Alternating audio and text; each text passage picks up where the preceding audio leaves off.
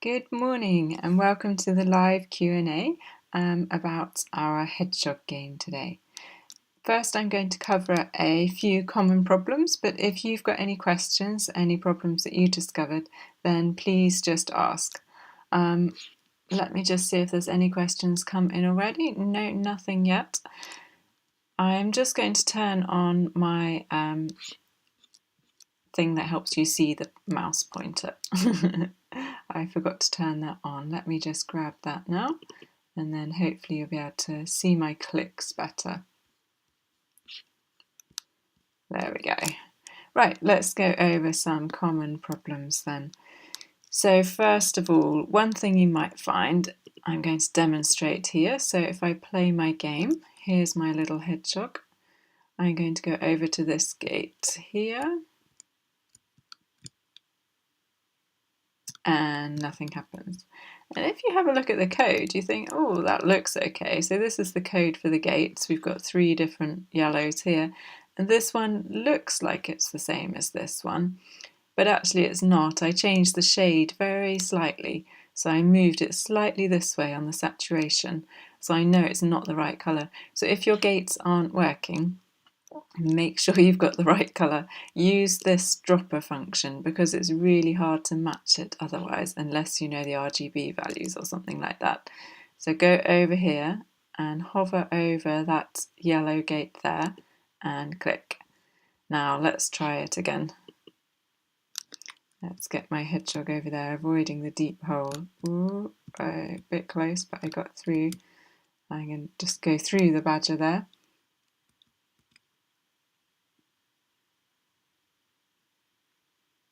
Perfect, it works again. So make sure you check you're in the right place as well. So now we're in this garden, we can check this other colour here, this brighter yellow. So if I go back this way, yeah, that one still works. And we've got the one at the bottom there, which again is a slightly different colour. They don't look that much different, particularly these two in this garden. And it's to make it a tricky game to play. Yeah, that one works too. So if your gates aren't working, really make sure you've checked those colours, okay? I think that looks good now. My game is working again. So other problems you might have is that when you start your game again, so if I click the green flag, all my sprites come back, everything's there. You'll notice the netting isn't there, but that's because I've set my up to appear in the second garden. So if we go through, yep, the netting's here. Also the hog house is here too. So if I go back into the other garden, oh, I've got the hog house in both actually. I thought I'd set it up so it was only in one.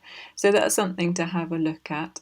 I'm going to scroll down and have a look at my hog house and see if I can change that. So when backdrop switches to garden to show and when flag clicked hide, oh, I think my hog house should appear in the right places. Ah, there we go. Maybe it was just some change I made there. Okay, so that works fine.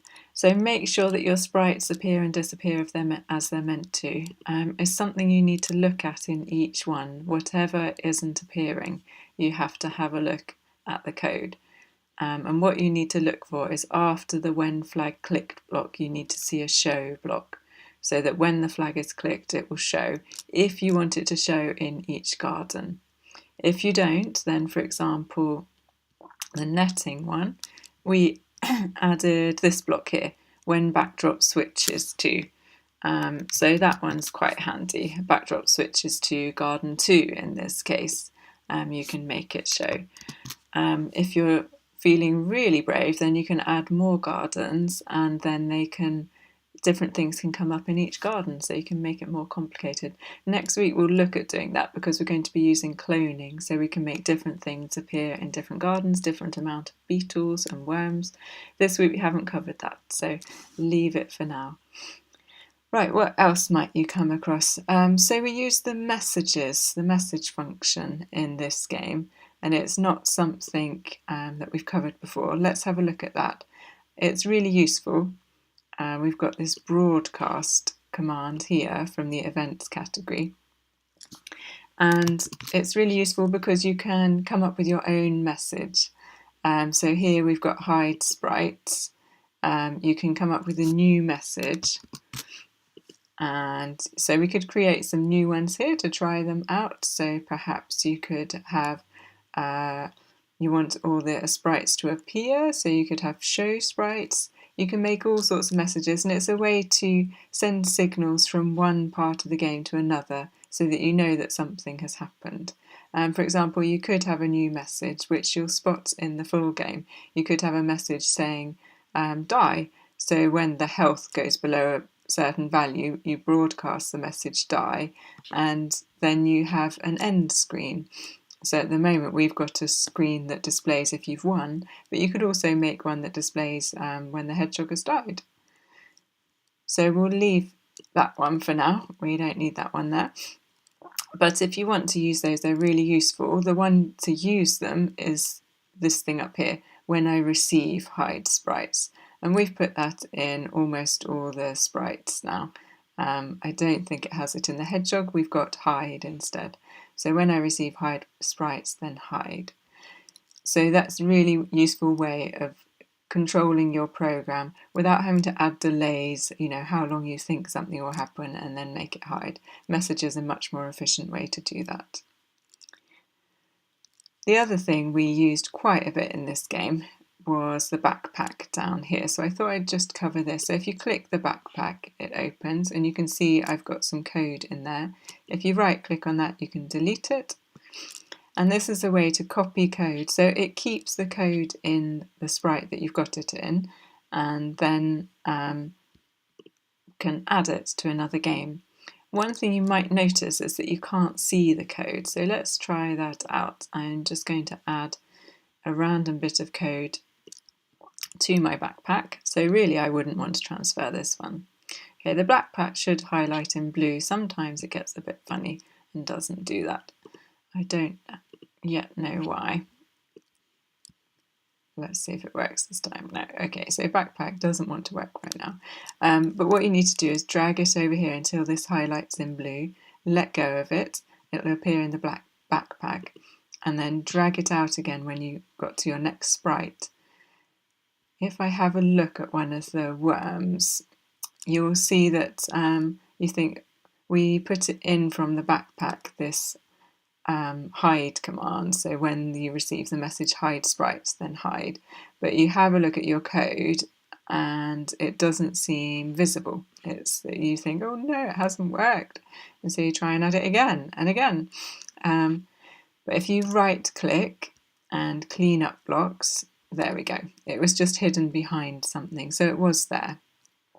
Another way is if you know keyboard shortcuts, you can click on something and then do Control C and then click on another sprite and click on the script area and do Control V, and that was the code that we've copied. So that's another way to do it. We don't need that one in the badger, so I'm going to throw it away. If you're aware of those shortcuts, those work quite well too. If you're not, then the backpack's probably easier because sometimes it's hard to do them in the right place.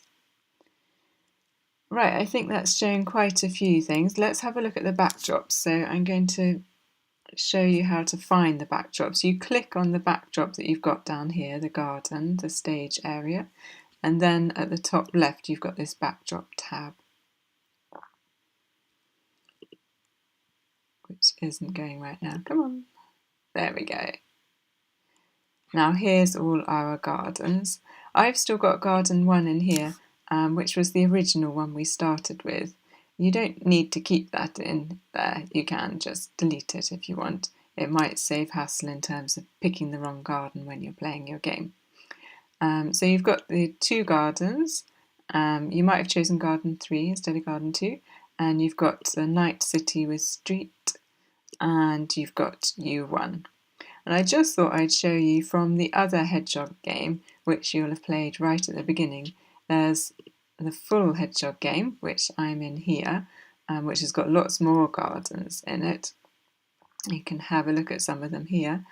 But also, it's got a totally different You Have Won screen, which I thought was quite cool. You might want to include a hedgehog in your You've Won screen so that you can show that the hedgehog's still alive. In this game, there's also a You Have Died one. which you might want to look at for your game. Remember, you'd probably have to set up a broadcast message saying die to get that to trigger this backdrop coming up. So it might be something you want to look at. I think that covers all the common problems. I think this one's just a bit fiddly in terms of making sure you get all the code in the right places. So it's worth taking your time, following all the instructions, and if in doubt, just read through your code and check that you've got everything there. Okay, and then hopefully it should work and you've got an awesome game where you can go into the next garden. You've done really well making this game. Next week we're going to go on to cloning, which will be really handy and can make some quite complex, interesting games. So it's a really useful skill to learn. I just want to show you something on our website. So this is our website, earthgames.uk. I showed before about how to share your game and send us the link, so we'd love to see some of your games, so do let us know. The other thing that you might be interested in is this competition. So we're running a competition for our insect competition.